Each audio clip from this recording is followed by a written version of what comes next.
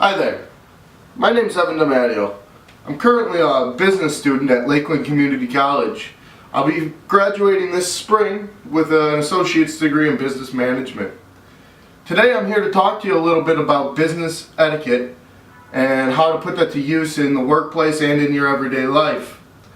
So right now I have been in the manufacturing business for about 13 years, and I've taken many courses at Lakeland which include micro and macroeconomics, business law, managerial and financial accounting, all of which have helped me learn proper business etiquette in the workplace.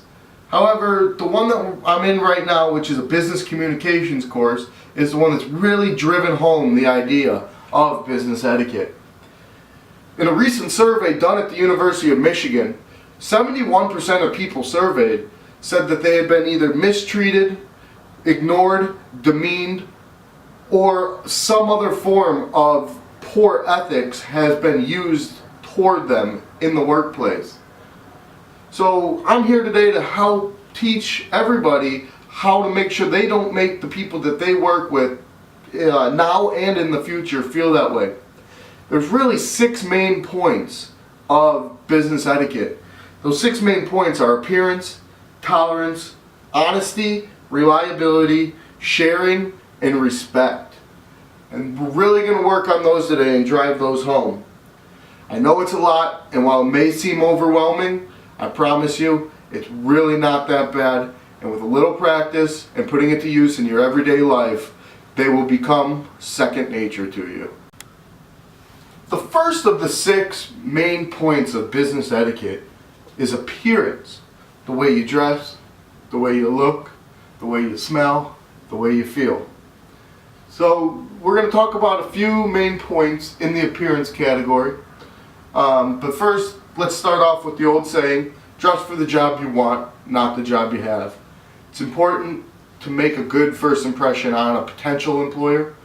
So go into a job interview, and even every day throughout the course of holding that job, it's important to present yourself well. And one way you can really do that is by what you wear and how you carry yourself. Proper business attire for men in most settings is going to be a shirt and tie, unless it's otherwise defined by your employer. I know my current employer at Avery Dennison will allow us to wear polos and jeans, and even collared sweaters in the wintertime. Shirt and tie is not required on a daily basis, but that again is defined by the employer. If that's not clearly defined, I wouldn't do it. I would not recommend it because your appearance is very important.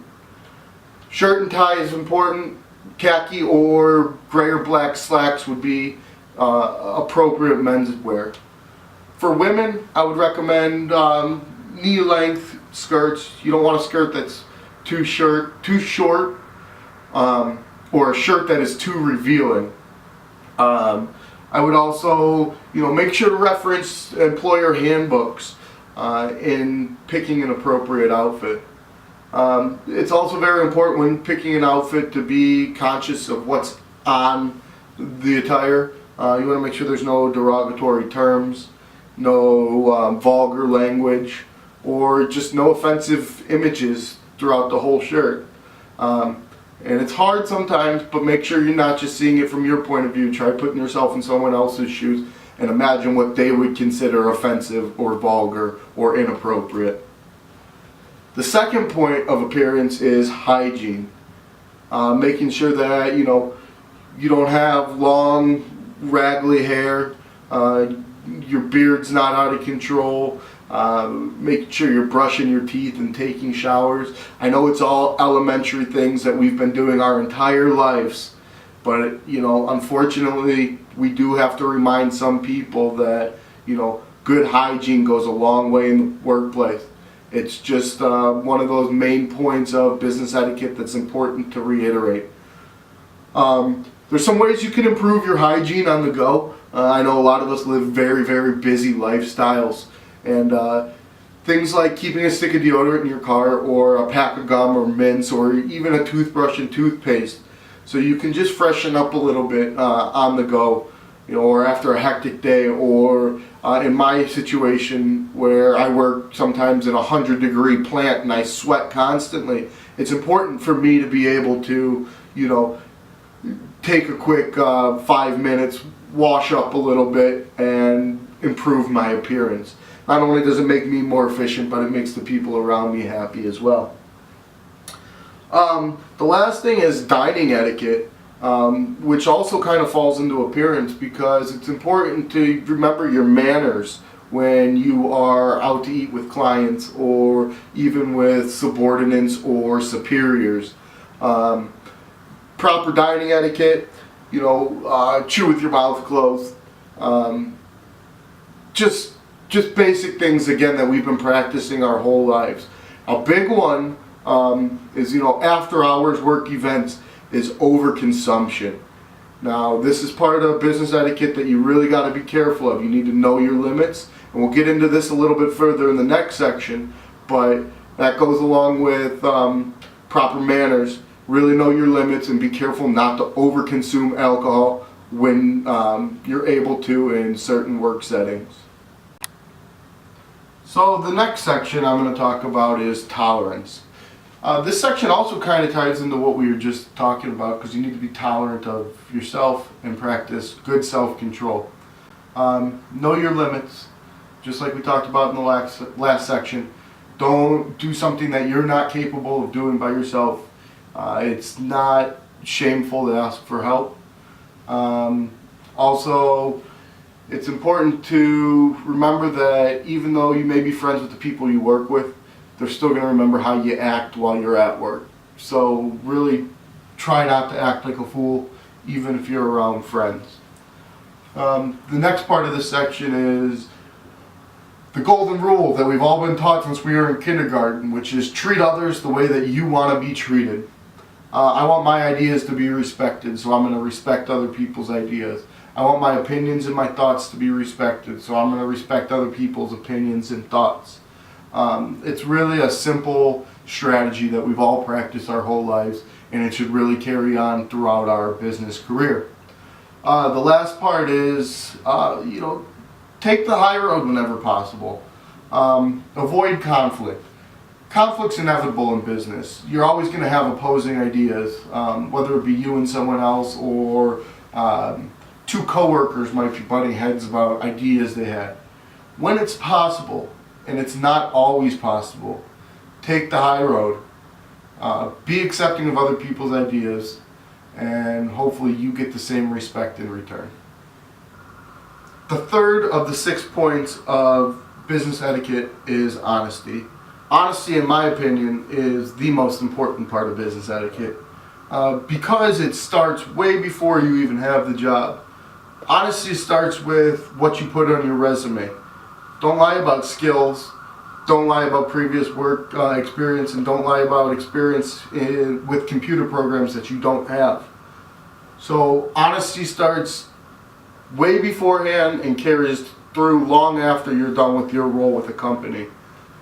Another part of the honesty block is making sure that you're giving people honest feedback. Whether it be a subordinate or somebody you're collaborating on a project with. Honest feedback is how people make good changes to their work and what they're doing. It's important to give good feedback to get good results in the changes that you get. Another part would be biases. Don't carry biases for certain people. Especially important as a manager. You don't want people to think that you're playing favorites, because that's a big snowball effect and can really go downhill quickly. The last part is be empathetic towards employees and towards co-workers, towards whoever it is that you may encounter in the business world. This even goes as far as customers, suppliers. You got to be empathetic. You don't know what people are going through at home. So good business etiquette says that you will do your best to understand what somebody is going through, and you will react appropriately to those situations. Reliability is being on time to work and always putting your best foot forward. No employer wants somebody that's not going to show up for work or consistently showing up late for work. So business etiquette says, let's be on time, let's get there, let's do what we need to do. The next part of that is always give the best effort you can. We're not looking for 100% here, because we're all humans and that's just not possible. So always give the best effort you can, do the best job possible, and that's all any employer could ask of you. Last part is, let's talk about being on time for meetings. If you set a meeting time, make sure you're there at the start time or early. And if you're given a time to meet somewhere, make sure again you're there on time. Nobody likes to get called to a meeting where the director of the meeting is late and there's no forewarning. It's just a waste of time and a waste of resources for the company. Reliability is a big one, and it's something that we should all pay a ton of attention to in our careers. The fifth part of business etiquette is sharing. Sharing can be a few different things. When working with a group, sharing is being helpful, being a productive member of the group, and providing the group with good information, good ideas, and good thoughts. Sharing is also delivering high quality work to that group. You want to make sure that when sharing information with the group or sharing ideas or sharing your portion of a project with a group, that you're really putting your best foot forward with that assignment that you've received. It's a reflection of yourself. It's how people are going to perceive you the next time they get assigned to work on a group task with you. Lastly, sharing encompasses being prepared. You want to be prepared when showing up to a meeting or when working with a group or even just turning something in. You want to make sure that you have all your bases covered and that you are as prepared as you can be for the project you've been given. So really, sharing is a very vital part of business etiquette.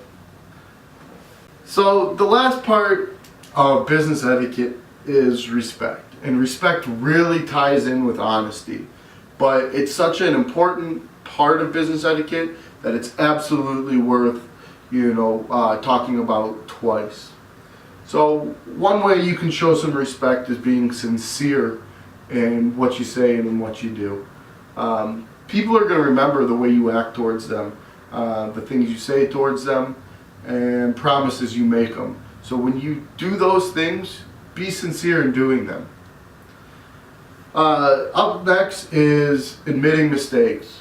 Most people have a lot of trouble admitting when they're wrong. But it's important in the business world to be able to admit when you're wrong and when somebody had the correct idea or a better idea. Admitting mistakes is actually a huge part of being respectful to coworkers. Lastly, being receptive to feedback is another part where people really struggle. Nobody wants to hear that they're not doing a great job with something. But being receptive to the feedback that others are giving you is a way for yourself to grow. Look at it as a learning experience and an opportunity for yourself to become a better business person. So that's it for our overview of the 6 main points.